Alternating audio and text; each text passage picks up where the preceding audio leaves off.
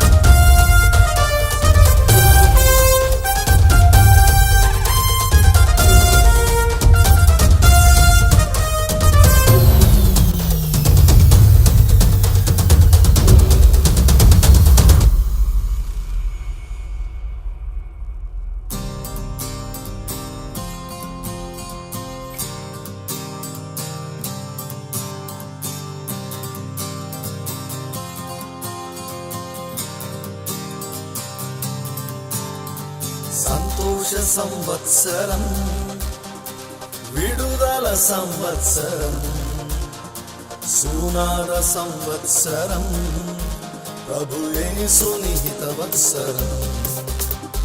సంతోష సంవత్సరం, విడుదల సంవత్సరం, సునాద సంవత్సరం, ప్రభు యేసుని హితవత్సరం.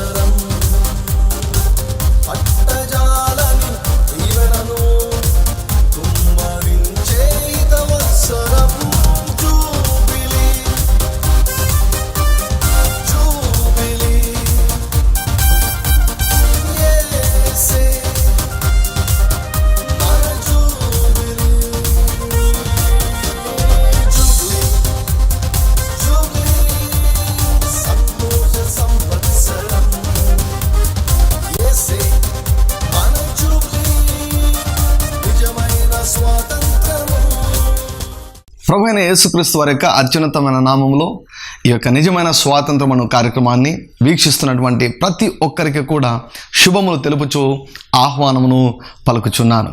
ఈ యొక్క 2017వ సంవత్సరం గురించి దేవుని యొక్క సన్నిధిలో నేను కనిపెడుతున్నప్పుడు దేవుడు 2017వ సంవత్సరంలో ఏమి జరగబోతుందో నాకు తెలియజేశాడు. క్రీస్తునందు ప్రియులారా, 2017వ సంవత్సరాన్ని ఆయన సంతోష సంవత్సరముగా ఆయన ప్రకటించమని నాకు తెలియజేశాడు.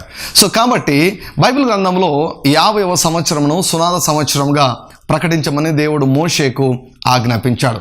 ఆ 50 సంవత్సరం యొక్క ప్రత్యేకత ఏమిటి అంటే, ఆనాడు ఇశ్రాయేలీయులు ఏమి పోగొట్టుకున్నా కూడా వాటన్నిటినీ మరలా పొందుకుంటారు. తర్వాత వారి కుటుంబీకులు ఎవరైనా సరే బానిసత్వంలో ఉంటే వారు మరలా కుటుంబానికి వస్తారు. అంటే ఆర్థికపరమైన అద్భుతాలు, మరి కుటుంబపరమైన అద్భుతాలు, మరి ముఖ్యంగా ఏవి పోగొట్టుకున్నా కూడా వాటన్నిటినీ రెట్టింపుగా పొందుకునే అద్భుతాలు ఆ యొక్క సునాద సంవత్సరం జరగాలని దేవుడు నిర్ణయించాడు. దాన్ని జూబ్లీగా దేవుడు నిర్ణయించాడు. ప్రభువైన యేసుక్రీస్తు వారు కూడా ఆయన పరిచర్య ప్రారంభించినప్పుడు ప్రభు యొక్క హితవత్సరాన్ని ప్రకటించేదానికి ఆయన వచ్చానని ఆయన సెలవిచ్చాడు. సో కాబట్టి ప్రజలు ఏమేమి పోగొట్టుకున్నారో వాటన్నిటిని కూడా పొందుకున్నారు. నీ జీవితంలో కూడా ఈ యొక్క సంవత్సరంలో ఏం జరగబోతుందో తెలుసా? నీవు ఏమేమి పోగొట్టుకున్నావో వాటన్నిటినీ నీవు పొందుకొనబోతున్నావు. మరి ప్రత్యేకంగా మీ కుటుంబంలో అద్భుతాలు జరగబోతూ ఉన్నాయి. ఎవరైతే నమ్ముతారో దేవుని యొక్క మహిమను చూస్తారు. హల్లెలూయా. నీవు ఈ యొక్క మాటలను నమ్మి దేవునికి కృతజ్ఞతలు చెల్లిస్తూ ఉండండి. ఈ సంవత్సరంలో దేవుడు తన మాటను ఆయన నెరవేర్చబోతున్నాడు. దేవుని యొక్క వాక్యంలోనికి వెళ్ళేదానికంటే ముందుగా చిన్న ప్రార్థన ద్వారా పరిశుద్ధాత్మ యొక్క సహాయమును మనమందరం కూడా కోరుకుందాం. తలలు ఉంచి కళ్ళు మూసుకొని నాతో కలిసి ఏకీభవించండి. పరలోకమందున తండ్రి, యేసుక్రీస్తు వారి యొక్క అత్యున్నతమైన నామంలో కృపాసింహాసనం దగ్గరికి ధైర్యంగా మేము వస్తున్నాం నాయన.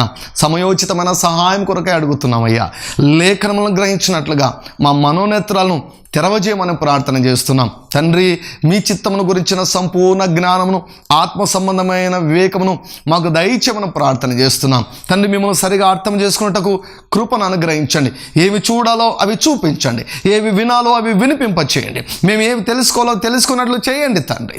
చూచే కన్నులను, వినే చెవులను, గ్రహించి లోబడే హృదయాన్ని మాకందరికీ దయచేసి ఈ దినము తండ్రి మరి ప్రభు అనేకుల జీవితములను మీరు ప్రభావితము చేసి సంతోషం చేత నింపుమని అడుగుతూ, పరిశుద్ధాత్మ ద్వారా సర్వ సత్యములోనికి మమ్మల్ని నడిపించమని అడుగుతూ యేసుక్రీస్తు వారి నామంలో ప్రార్థిస్తున్నాము తండ్రి, ఆమేన్. క్రీస్తునందు ప్రియులారా, దేవుని యొక్క వాక్యంలో రాయబడిన ప్రకారం అపోస్తలుడైనటువంటి పౌలు విశ్వాసంతో మాట్లాడుతూ దేవుని యొక్క సంకల్పం అంతటినీ కూడా మీకు నేను తెలియజేశాను అని అన్నాడు.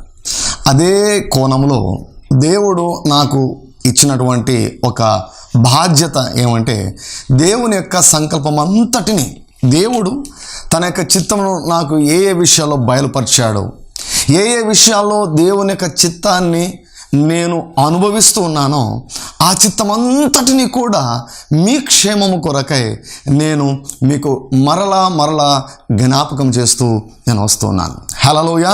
ఇవన్నీ కూడా పరిచయ వాక్కులు అంటే దేవుని యొక్క సంకల్పం అంతయు అన్నమాట. నీ విషయంలో దేవుని గురించినటువంటి సంకల్పం అంతయు. క్రీస్తునందు ప్రియులారా, దేవునిని ఎప్పుడు కూడా మనము పొరపాటుగా మనం అర్థం చేసుకోకూడదు. దేవునిని మనం సరిగా అర్థం చేసుకోవడం చాలా ప్రాముఖ్యం. దేవుని యొక్క చిత్తమును నువ్వు సరిగా అర్థం చేసుకోకుంటే నువ్వు మోసపోతావు. క్రీస్తునందు ప్రియులారా, దేవుని యొక్క వాక్యంలో వ్రాయబడింది, మీ విరోధి అయిన అపవాది గర్జించుచుండు సింహం వలె ఎవరిని మృంగుదునా అని దివారాత్రములు తిరుగుచున్నాడంట. వాడు డే అండ్ నైట్ అందరినీ మృంగలేడండి. వాని యొక్క ఆయుధం ఏమిటో తెలుసా? వాని యొక్క ఒకే ఒక ఆయుధం ఏమిటంటే మోసం చేస్తాడు వాడు. He deceives you. If he cannot deceives you, he cannot destroy you. నిన్ను మోసం చేయలేకుంటే వాడు నిన్ను నాశనం చేయలేడు. అర్థమవుతుందా? సో కాబట్టి ప్రియులారా, అందుకే దేవుని యొక్క చిత్తం విషయంలో నీకు ఏమాత్రం కూడా సందేహం అన్నటువంటిది ఉండకూడదు. ఈ విషయంలో నీ యొక్క హృదయము స్థిరపడాలి. దేవుని యొక్క చిత్తమును గురించి అపవాది ఎన్ని సూచనలు ఇచ్చినా, ఎన్ని సలహాలు ఇచ్చినా, ఎన్ని రకాల బోధలు నీకు వినిపించినా కూడా నీవు నిత్యము నిలుచు సీయోను కొండవలే ఉండాలి. అస్సలు కదిలించబడకూడదు. సో అందునిమిత్తమే పరిశుద్ధాత్మ దేవుడు నీకు దేవుని యొక్క సంకల్పం అంతటిని మరలా ఆయన తెలియజేస్తూ ఉన్నాడు. హల్లెలూయా. ప్రభువైన యేసుక్రీస్తు వారి యొక్క నామమునకు అత్యధికముగా మహిమ కలుగును గాక. హల్లెలూయా. దేవుని యొక్క వాక్యములు మనం చూసిన ప్రకారం దేవుడు నరుని సృజించినప్పుడు ఫలించమన్నాడు, విస్తరించమన్నాడు, అభివృద్ధి చెందమన్నాడు, భూమిని నింపమన్నాడు, సమస్తమును లోబర్చుకొనమన్నాడు, ఏలమన్నాడు. క్రీస్తునందు ప్రియులారా, దేవుడు మనిషిని ఆత్మలాగా చేశాడు, మనిషికి మనసునిచ్చాడు. ఆ ఆత్మ మనసుతో కలిసి దేహంలో నివాసం చేస్తున్నది. మనిషి చనిపోయేదానికి దేవుడు సృష్టించలేదండి. అయితే సమస్తమును ఏలాలని దేవుడు మనిషిని సృష్టించాడు. సో ఈ భాగాలన్నీ కూడా మాటికి నేను గుర్తు చేస్తూ నేను వచ్చాను. ప్రియులారా, యోహాను తన 3వ పత్రికలో వ్రాస్తూ ఆయన అంటాడు, ప్రియుడా, అన్నిటికంటే ముఖ్యంగా నీవు వర్ధిల్లాలి, నీవు ఆరోగ్యంగా ఉండాలి అని సంఘానికి ఆయన ఉత్తరం రాశాడు. దేవుని యొక్క వాక్యము దేవుని యొక్క స్వరం అన్నమాట. God's word is God speaking unto us. So కాబట్టి దేవుడు నీ గురించి ఏం కోరుకుంటున్నాడంటే, మొట్టమొదటగా అన్నిటికంటే ముఖ్యముగా ప్రధానమైనవి నీవు అన్ని విషయాల్లో వర్ధిల్లాలని, నీవు ఆరోగ్యంగా ఉండాలని దేవుడు కోరుకుంటున్నాడు. అన్ని విషయములు అంటే ఏమిటి? పరిశుద్ధాత్ముని యొక్క మనస్సు అని దేవుని యొక్క వాక్యంలో మనం పరిశోధిస్తూ వస్తూ ఉన్నాం. సో ఆత్మీయంగా మనం ఫలించాలి, మానసికంగా ఫలించాలి, శారీరకంగా ఫలించాలి, కుటుంబ పరంగా ఫలించాలి, ఉద్యోగపరంగా ఫలించాలి, సమాజంలో ఫలించాలి, సంఘంలో మనము ఫలించాలి. అన్ని విషయాల్లో ఫలించాలి, అన్ని విషయాల్లో వర్ధిల్లాలి. శ్రమలు ఉంటాయండి, శ్రమలు ఎప్పుడు కూడా మనం ఎదుర్కొంటూనే ఉంటాం. కానీ అవి ప్రధానమైనవి కావు. దేవుడు శ్రమలలో మనకు తోడై ఉంటానని సెలవిచ్చాడు. అంత మాత్రమే కాదు, శ్రమల నుంచి విడిపిస్తానని ఆయన వాగ్దానం చేశాడు. హల్లెలూయా. శ్రమల్లో మేము అట్లే వదిలేస్తాను అని దేవుడు చెప్పలేదండి, విడిపిస్తానని దేవుడు చెప్పాడు. సో కాబట్టి శ్రమల గురించి మనం ఎక్కువగా ధ్యానించాల్సిన అవసరము లేదు. ఎందుకంటే ప్రతి శ్రమలో కూడా దేవుడు విజయాన్ని ఇచ్చే దేవుడు. ఏలమన్నాడంటే అర్థం ఏమిటి? నీకు వ్యతిరేకంగా వచ్చే ఏ పరిస్థితినైనా జయించమని దేవుడు సెలవిస్తూ ఉన్నాడు. హల్లెలూయా. కాబట్టి దేవుడు ఏం కోరుకుంటున్నాడంటే అన్నిటికంటే ముఖ్యంగా నీవు అన్ని విషయాల్లో వర్ధిల్లుచు ఆరోగ్యంగా ఉండాలని దేవుడు కోరుకుంటున్నాడు. హల్లెలూయా. సో ఆత్మీయంగా వర్ధిల్లడం అంటే ఏమిటో నేను మీకు తెలియజేస్తూ వస్తూ ఉన్నాను. ఆత్మీయంగా వర్ధిల్లడం అంటే నూతన సృష్టిగా మార్చబడ్డాం. ఎందుకు ఒక వ్యక్తి ఆత్మ నూతన సృష్టిగా మార్చబడాలి అంటే దేవుని యొక్క ఆత్మ అనగా దేవాది దేవుడే నీలో నివాసం చేయాలని ఆయన ఇష్టపడుతున్నాడు. హల్లెలూయా. సో కాబట్టి నీవు చచ్చిన స్థితిలో ఉన్నట్లయితే నీలో ఆయన నివాసం చేయలేడు. ఆయన నీలో నివాసం చేయాలంటే నీవు నూతన సృష్టిగా నీవు మార్చబడాలి. నీవు నూతన సృష్టిగా మార్చబడ్డ కొరకై దేవుడే సమస్త కార్యములను చేశాడు. శిలువ కార్యం ఎందుకొరకంటే నిన్ను నూతన సృష్టిగా మార్చటం. సో కాబట్టి ఆత్మీయంగా ఫలించడం అంటే నూతన సృష్టిగా మార్చబడ్డం. ఆత్మీయంగా ఫలించడం అంటే దేవునినే ఆత్మలో కలిగి ఉండడం. సో దేవుడు నీ హృదయంలోనికి వచ్చి నివాసం చేయాలనుకుంటున్నాడు. ఎందుకు? కారణం ఏమిటి? ఎందుకు నీలో నివాసం చేయాలనుకుంటున్నాడు అంటే ఒక ముఖ్యమైనటువంటి కారణం ఏమిటంటే దేవుడు నీతో సహవాసం చేయాలని కోరుకుంటున్నాడు. ఆ సహవాసంలో దేవుడు నిన్ను నడిపించాలని కోరుకుంటున్నాడు. నీకు సలహాలు ఇవ్వాలని దేవుడు కోరుకుంటున్నాడు. నీకు సూచనలు ఇవ్వాలని దేవుడు కోరుకుంటున్నాడు. ఎంత గొప్ప విషయం అండి! ఈ లోకంలో దేవుడు మనలో నివసించడం ఒక గొప్ప విషయము. అయితే నివసిస్తూ ఆయన మనకు సూచనలు ఇస్తాడంట, ఆయన మనకు సలహాలు ఇస్తాడంట. నీ మీద దృష్టి ఉంచి నీకు ఆలోచన చెప్పేదను, నీకు ఉపదేశము చేసేదను, నీవు నడవవలసిన మార్గమును నీకు బోధించేదను అని అన్నాడు ప్రభు. హల్లెలూయా. ఆయన నిన్ను నడిపించుట కొరకై నీలో నివాసం చేయాలని ఆయన కోరుకుంటున్నాడు. ఒకవేళ నీవు విశ్వాసం అయితే నీలో ఆయన ఉన్నాడు. నువ్వు గుర్తిస్తున్నావా? ప్రియులారా, ప్రతి ఉదయం కూడా లేచిన వెంటనే ఒకసారి ఆయనకు కృతజ్ఞతలు చెల్లించండి. యేసయ్యా, నీవు నా హృదయంలో నివాసము చేయుచున్నావు ప్రభువా, అందుకు కృతజ్ఞతలు. ఎప్పుడైతే నువ్వు ఆ రీతిగా కృతజ్ఞతలు చెల్లిస్తావో you will become more conscious about God's presence in your heart. దేవుడు నీలో ఉన్నాడు అన్నటువంటి స్పృహ అన్న జ్ఞానము నీకు ఎక్కువ అవుతుందన్నమాట. ఆ అవేర్నెస్ నీకు ఎక్కువ అవుతుంది. Hallelujah. Every now and then keep thanking him because he is living on the inside of you. You are not alone. ఏ క్రైస్తవుడైనా ఏ విశ్వాసైనా నాకు ఒంటరితనం ఉందంటే వారికి నిజంగా జ్ఞానం లేదన్నమాట. వారికి నిజంగా ప్రియులారా వాక్య అవగాహన లేదన్నమాట. అది నిజంగా దేవునిని అవమానించడమే. దేవుడు నీ లోపల నివాసం చేస్తుంటే ఆయనను ప్రక్కన పెట్టి మనుషుల సహవాసాన్ని కొంతమంది కోరుకుంటూ ఉంటారు. కాదండి, దేవుడే నీకు సహవాసాన్ని ఇవ్వాలని దేవుడు కోరుకుంటున్నాడు. దేవుడు నీలో నివాసం చేస్తున్నాడు. కారణం నిన్ను నడిపించాలని దేవుడు కోరుకుంటున్నాడు. సో కాబట్టి ఆత్మీయంగా వర్ధిల్లడం అంటే దేవుని యొక్క ఆత్మ ద్వారా నడిపించబడే జీవితాన్ని కలిగి ఉండడము. వర్ధిల్లే దాని గురించి నేను మాట్లాడుతున్నా, ప్రాస్పెరిటీ గురించి నేను మాట్లాడుతున్నా. నేను డబ్బుల గురించి ఇక్కడ మాట్లాడడం లేదు. Hallelujah. I'm talking about prosperity but I'm not talking about money now. డబ్బుల గురించి నేను మాట్లాడడం లేదు. I'm talking about your spirit man. Hallelujah. I'm talking about your spirit man. నీ ఆత్మ గురించి నేను మాట్లాడుతున్నాను. మన ఆత్మ గురించి నేను మాట్లాడుతున్నాను. మన ఆత్మ వర్ధిల్లాలి అంటే, మన ఆత్మ వర్ధిల్లడం అంటే ఏమిటో తెలుసా? ఆత్మ ద్వారా నడిపించబడే జీవితాన్ని కలిగి ఉండడము. హల్లెలూయా. దేవుని యొక్క వాక్యంలో రాయబడింది కదా, నీ స్వబుద్ధిని నీవు ఆధారము చేసుకొనక. హల్లెలూయా. చాలాసార్లు మన ప్రాబ్లం ఏమిటంటే మన జ్ఞానం పైన మనం ఆధారపడతాం, మన ఆలోచనల పైన మనం ఆధారపడతాం, మన తెలివి పైన మనం ఆధారపడతాం. అందుకే దేవుని యొక్క వాక్యంలో వ్రాయబడింది, నీ స్వబుద్ధి పైన నీవు ఆధారపడక నీ ప్రవర్తన అంతటి యందు ఆయన నడిపింపునకు, ఆయన ప్రభుత్వానికి, ఆయన అధికారమునకు ఒప్పుకొనము. అప్పుడు నీవు ఒప్పుకున్నప్పుడు నీ స్వబుద్ధిని ప్రక్కన పెట్టి దేవా నీవు నాతో మాట్లాడమని దేవుని అడిగినప్పుడు ఆయన ఏం చేస్తాడంటే నీ త్రోవలనన్నిటినీ సరళం చేసేస్తాడు. హల్లెలూయా. విజయము తర్వాత విజయాన్ని దేవుడు నీకు దయచేస్తాడు. అప్పుడు ఏమవుతుందో తెలుసా? నీవు చేయనదంతయు సఫలమవుతుంది. హల్లెలూయా.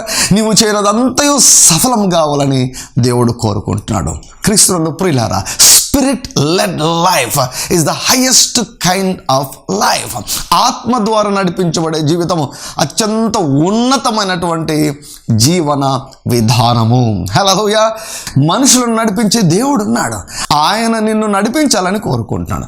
నీవు తీసుకునే నిర్ణయాల్లో నీవు పొరపాటుగా నిర్ణయాలు తీసుకోకుండా, తప్పుడు నిర్ణయాలు నువ్వు తీసుకోకుండా చక్కటి నిర్ణయాలు తీసుకోవాలని ఆయన నీ నిర్ణయములను ప్రభావితం చేయాలని అనుకుంటున్నాడు. ప్రియులారా, నేను ఒక మాట చెప్తాను. దేవుడు నీ పైన పెత్తనం చేయాలని అనుకోవడం లేదు. హల్లెలూయా. God doesn't want to force his will upon you. God doesn't want to rub his will upon you. దేవుడు నీ పైన పెత్తనము చేయాలని అనుకోవడం లేదు, కానీ దేవుడు నిన్ను నడిపించాలని కోరుకుంటున్నాడు. నీ ప్రయోజనము కొరకై, నీ లాభము కొరకై, నీ క్షేమము కొరకై, నీ మేలు కొరకై, నీ అభివృద్ధి కొరకై, నీ విజయము కొరకై దేవుడు నిన్ను నడిపించాలని కోరుకుంటున్నాడు. పెత్తనం చేయాలని దేవుడు కోరుకోవడం లేదు, నడిపించాలని దేవుడు కోరుకుంటున్నాడు. God is a gentle person. Hallelujah. ఆయన చాలా హుందాగా ప్రవర్తించే వ్యక్తి. ఆయన అంటాడు, ఇదిగో నేను తలుపు వద్ద నిల్చుండి తట్టుచున్నాను. ఏం అవసరం అండి? తలుపును తోసుకొని రావచ్చు కదా. ఆయనకేం అడ్డం అండి? మరి బయట నిల్చుండి ఎందుకు తట్టాలి అంటే, నువ్వు తీస్తేనే ఆయన వస్తాడు, నువ్వు అడిగితేనే ఆయన మాట్లాడతాడు, నువ్వు అడిగితేనే ఆయన నిన్ను నడిపిస్తాడు. నువ్వు అడగనంత వరకు ఆయన అదే రీతిగా మౌనంగా ఆయన నిలిచి ఉంటాడు. సో కాబట్టి ప్రియులారా, దేవుని యొక్క ఆత్మ ద్వారా మనం నడిపించబడ్డం చాలా ప్రాముఖ్యం. సో దాని గురించి మీకు గడిచినటువంటి వారంలో మీకు చెబుతూ నేను వచ్చాను. ఇంకా కొంచెం ముందుకు నేను వెళ్ళాలని నేను ఆశిస్తున్నాను. సో దేవుడు ఏ రీతిగా మాట్లాడతాడో మనం చూస్తూ వచ్చాం. మొట్టమొదటగా దేవుడు తన వాక్యాన్ని మన క్షేమం కొరకు ఆయన వ్రాశాడు. హల్లెలూయా. దేవుడు తన వాక్యము ద్వారా ఆయన మాట్లాడతాడు. God speaks unto us through the written word. వ్రాయబడిన వాక్యం ద్వారా దేవుడు మాట్లాడతాడు. హల్లెలూయా. సో దేవుని యొక్క స్వరం వినడంలో, దేవుని ఆత్మ ద్వారా నడిపించబడడంలో దేవుని యొక్క వాక్యం యొక్క ప్రాముఖ్యత చాలా ఉన్నది. దేవుని యొక్క వాక్యం యొక్క స్థానం ఎంతో ప్రాముఖ్యమైనటువంటిది. దేవుని యొక్క వాక్య జ్ఞానం నీకు లేకుంటే నీవు మోసపోయేదానికి ఆస్కారం ఉన్నది. అపవాది దివారాత్రం తిరుగుచున్నాడు. కారణం ఏంటో తెలుసా? నేను మోసం చేయాలని. సో ఏం చేస్తాడు వాడు? నీవు తప్పుడు నిర్ణయాలు తీసుకునేటట్లు వాడు నిన్ను నడిపిస్తాడు. అపవాది ద్వారా మనం నడిపించబడకూడదు, మన జ్ఞానం ద్వారా మనం నడిపించబడకూడదు, ఇతరుల ద్వారా కూడా నడిపించబడకూడదు. దేవుని ఆత్మ ద్వారా మనము నడిపించబడాలి. హల్లెలూయా. We should be led by the Spirit of the living God. దేవుని యొక్క నడిపింపుకే మన జీవితంలో అత్యంత ప్రాధాన్యతను మనము ఇవ్వవలసిన వారమై ఉంటూ ఉన్నాం. సో వ్రాయబడిన వాక్యం ద్వారా దేవుడు మాట్లాడతాడు. ప్రియులారా, నేను మీకు తెలియజేశాను, నరుని ఆత్మ యెహోవా పెట్టిన దీపము. హల్లెలూయా. దేవుడు నరుని ఆత్మను దీపంగా పెట్టాడు. సో దేవుడు ఏ రీతిగా నడిపిస్తాడంటే, నీ ఆత్మను ఆయన వెలిగిస్తాడు. సో నేను తెలియజేస్తూ వచ్చాను, ఎక్కువ భాగము దేవుడు ఈ యొక్క వెలిగింపు ద్వారా ఆయన మాట్లాడే దేవుడుగా ఆయన ఉంటున్నాడు. దేవుని వాక్యంలో మీకు చూపిస్తూ వచ్చాను. అంతరంగ సాక్ష్యము ద్వారా పరిశుద్ధాత్ముడు నీకు తెలియజేస్తాడు. See, this inward witness is not a voice, but it is a knowing. హల్లెలూయా. అంతరంగ సాక్ష్యం అన్నటువంటిది అది స్వరము కాదు, అది తెలియజేయబడడము, అది వెలిగింపును పొందుకోవడము, అది తెలుసుకోవడము, అది పర్సీవ్ చేయడము. హల్లెలూయా. చాలాసార్లు పరిశుద్ధాత్ముడు నీ ఆత్మను వెలిగించడము ద్వారా దేవుడు నీకు తన చిత్తాన్ని ఆయన బయలుపరిచే దేవుడుగా ఉంటూ ఉన్నాడు. సో వ్రాయబడిన వాక్యం ద్వారా ఆయన మాట్లాడతాడు, అంతరంగ సాక్ష్యం ద్వారా ఆయన నీకు వెలిగింపునిస్తాడు. మరి అంతరంగ స్వరము ద్వారా కొన్నిసార్లు నీకు స్వరం కూడా వినిపిస్తుంది. ఒక వ్యక్తి స్పష్టముగా మాట్లాడినటువంటి అనుభవాన్ని నీవు పొందుకొనగలవు. కాబట్టి అంతరంగ స్వరం ద్వారా దేవుడు మాట్లాడతాడు. సో దేవుడు దర్శనం ద్వారా కూడా మాట్లాడతాడని మీకు తెలియజేశాను. దర్శనంలో 3 రకాలుగా ఉన్నాయి. ఒకటి, కళ్ళు మూసుకున్నప్పుడు కనిపించే దర్శనం, అది ఒక రకం. రెండవది, కళ్ళు మూసుకున్నా కళ్ళు తెరిచినా కనిపించే దర్శనం. మూడవది, నువ్వు స్పృహలో లేనప్పుడు, ఓకే, నిద్ర కాదు కానీ నువ్వు స్పృహను కోల్పోతావు. స్పృహలో లేనప్పుడు నీకు కనిపించే చిత్రమే అది మరొక దర్శనం.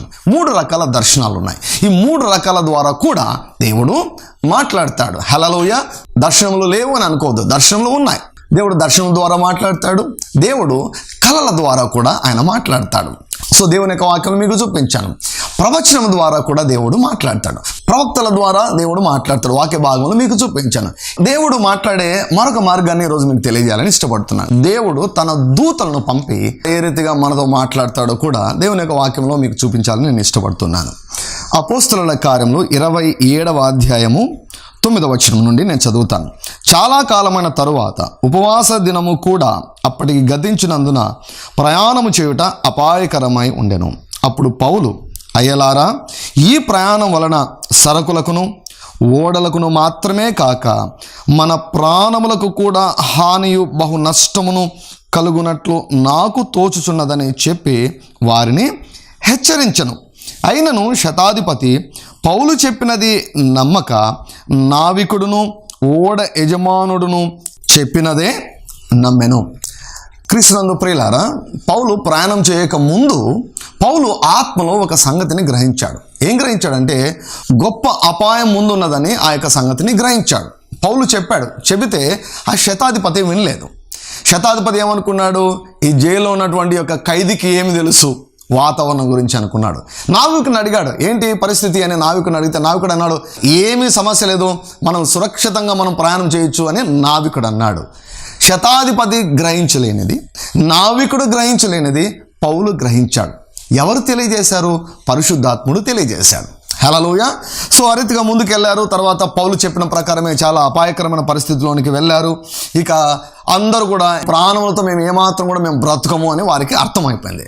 ఇక వారు ఏమాత్రం కూడా తిండి తీర్థం ముచ్చుకోకుండా వారు అదే రీతిగా ఉన్నప్పుడు పౌలు దేవుని వెతికినప్పుడు దేవుడు పౌలుతో ఏ రీతిగా మాట్లాడాడో తెలుసా?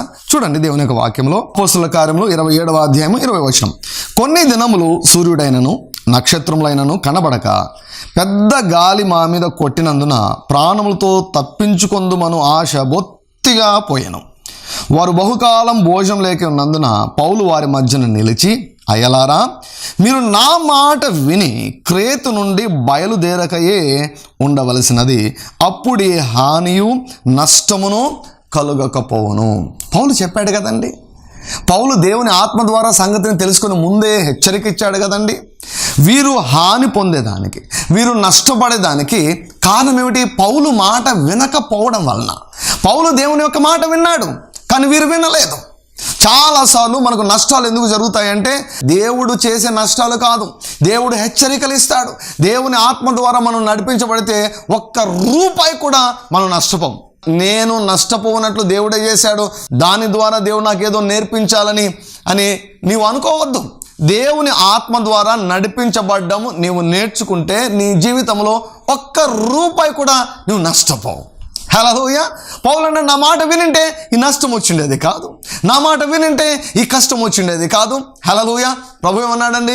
మీరు శోధనలోనికి ప్రవేశించకుండానట్లు మెలకువగా ఉండి ప్రార్థించుడి అన్నాడు. దేవుడు శోధనలోనికి నడిపించాడండి, శోధన నుంచి తప్పిస్తాడు. హల్లెలూయా.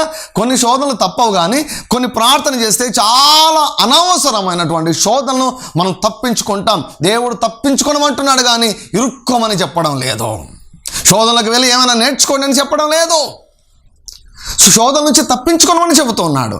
సో నా మాట వినవలసింది మీరు అని పౌలు అన్నాడు. అయినా కూడా 22వ వచనం చూడండి. ఇప్పుడైనను ధైర్యం తెచ్చుకోండి మిమ్మును వేడుకొనుచున్నాను. హల్లెలూయా.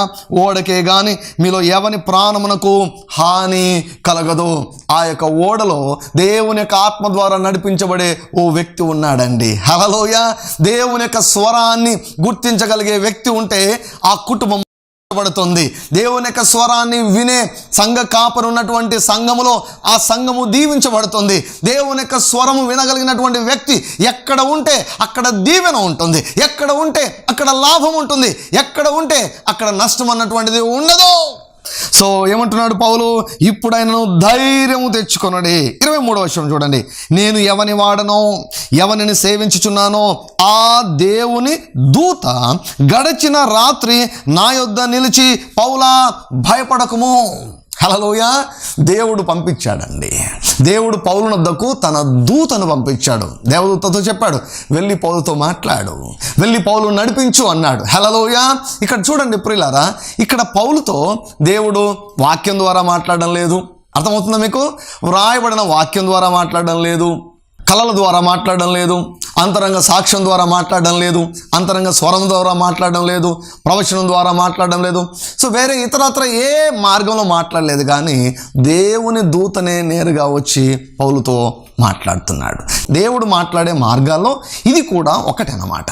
హల్లెలూయా. దేవుడు తన దూతను పంపి ఆయన తెలియజేశాడు. సో ఆ దేవుని దూత గడిచిన రాత్రి నా యొద్ద నిలిచి, పౌలా భయపడకము, నీవు కైసరు ఎదుట నిలవవలసి ఉన్నది.